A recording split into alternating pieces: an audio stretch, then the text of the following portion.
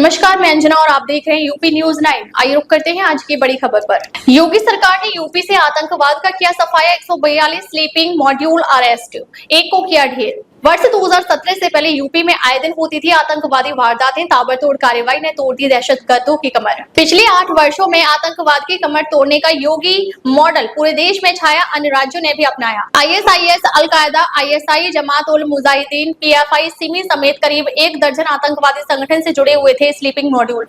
ATS ने आतंकवादियों को पनाह और गोपनीय सूचनाएं देने वाले प्रदेश में एक्टिव 131 स्लीपिंग मॉड्यूल को किया अरेस्ट। मुठभेड़ में एक आतंकवादी संगठन से जुड़े आतंकवादी को किया ढेर। आतंकवादियों को टेरर फंडिंग पर 11 स्लीपिंग मॉड्यूल भी दबोचे।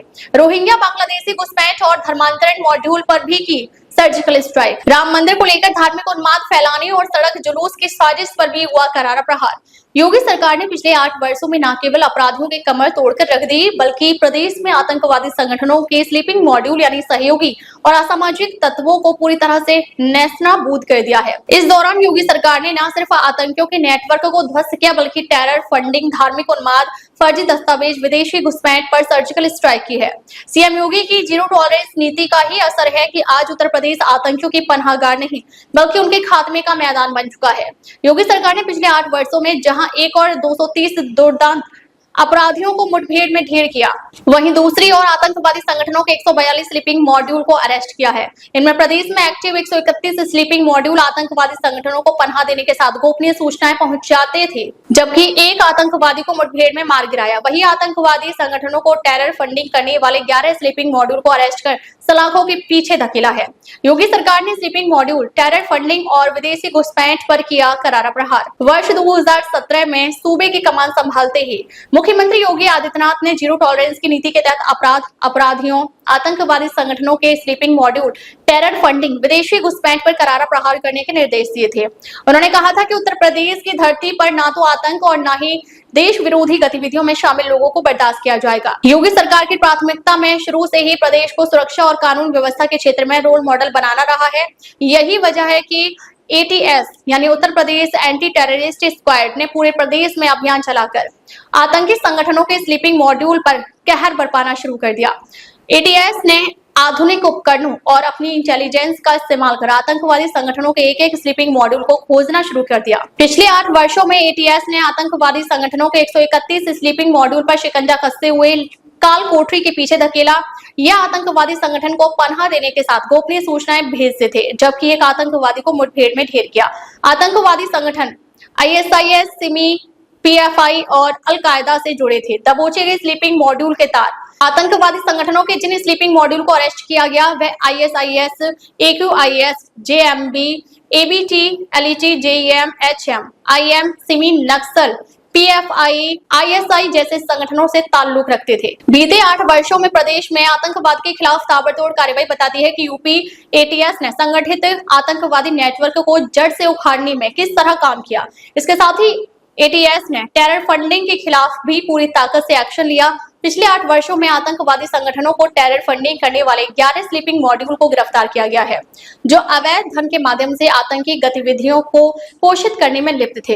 इसके अतिरिक्त भारतीय जाली मुद्रा के मामलों में 41 गिरफ्तारियां की गई और 47.3 लाख रुपए की नकली मुद्रा बरामद की गई है। रोहिंग्या, बांग्लादेशी घुसपैठ और धर्मांतरण मॉड्यूल पर भी की सर्जिकल स्ट्राइक। वहीं अयोध्या में राम मंदिर को लेकर धार्मिक उन्माद फैलाने या सड़क जुलूस की साजिश में लिप्त अभियुक्तों के खिलाफ भी कार्रवाई की गई है। इन मामलों में ATS ने एक की गिरफ्तारी की है, तो दर्शाता है कि कोई भी प्रदेश की धार्मिक एकता को खंडित करने की कोशिश करेगा तो कानून उसे बख्शेगा नहीं, बल्कि करारा प्रहार करेगा। बीते 8 वर्षों में योगी सरकार ने आतंकवादी संगठनों और उनके नेटवर्क को तोड़ने के लिए जिस रणनीति और तत्परता से काम किया है, उसने प्रदेश को आंतरिक सुरक्षा के क्षेत्र में एक नई ऊंचाई दी है। इतना ही नहीं, प्रदेश में गैर कानूनी तरीके से रह रहे रोहिंग्या और बांग्लादेशी नागरिकों पर भी ATS की पैनी नजर रही। इस अवधि में 173 ऐसे लोगों को गिरफ्तार किया गया जो देश की सुरक्षा के लिए खतरा बन सकते थे। वहीं धर्मांतरण से जुड़े सिंडिकेट पर भी करारा वार किया गया और 20 से अधिक अभियुक्तों को अरेस्ट किया गया। ATS ने न केवल आतंकवाद बल्कि साइबर फ्रॉड और फर्जी नाम पते पर सिम खरीदने जैसे मामलों में भी प्रभावी कदम उठाए। रिपोर्ट के मुताबिक साइबर फ्रॉड गतिविधियों में लिप्त गिरोह का भंडाफोड़ करते हुए 19 आरोपियों को अरेस्ट किया गया। इनमें 4 चाइनीज और 15 भारतीय आरोपी हैं। उत्तर प्रदेश में योगी सरकार के द्वारा पिछले 8 साल में पुलिस, ATS, STF इत्यादि एजेंसीज ने इंटेलिजेंस रिपोर्ट्स के आधार पर जो स्लीपिंग मॉड्यूल्स थे उसमें करीब 142 का पर्दाफाश किया गया है। बड़ी संख्या में अभियुक्त गिरफ्तार किए गए हैं जो कि देश विरोधी गतिविधियों में लिप्त थे, आतंकवादी संगठनों को सूचनाएं पहुंचाते थे, उनको पैर पसारने में प्रदेश में मदद करते थे, उनको पनाह देते थे। जो योगी सरकार के द्वारा एक अपराधियों के विरुद्ध अभियान चलाया गया है, माफियाओं के खिलाफ अभियान चलाया गया है, असामाजिक तत्वों के खिलाफ अभियान चलाया गया है, उसके बहुत दूरगामी परिणाम होंगे। पहले प्रदेश में आए दिन धमाके हुआ करते थे, अब कहीं पर कोई इस प्रकार की घटना नहीं है। कहीं कोई देश विरोधी बात करता है तो तुरंत उस पर कार्रवाई होती है। IS से जुड़े हुए al-Qaeda, India, subcontinent, Jamatul Mujahideen, Bangladesh, LET, Jaish-e Mohammad, Hizbul Mujahideen,